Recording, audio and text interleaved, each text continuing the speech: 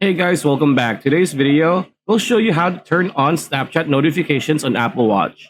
Do you want an easy guide on how to turn on the Snapchat notifications on your Apple Watch? Stay tuned because this video is for you. All right, so if you open the Apple Watch app on your iPhone and go to the notifications, you will see that Snapchat is not part of the list.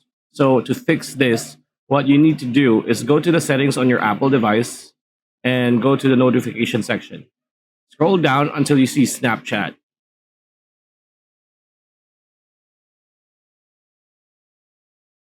In Snapchat, toggle allow notifications so that notifications for Snapchat is now enabled. Once you've done this, you can go back to the Apple Watch app and Snapchat will now be available. It's that easy. Hope the video helped. Like, comment, share, subscribe, ring that bell icon, and we'll see you on the next one.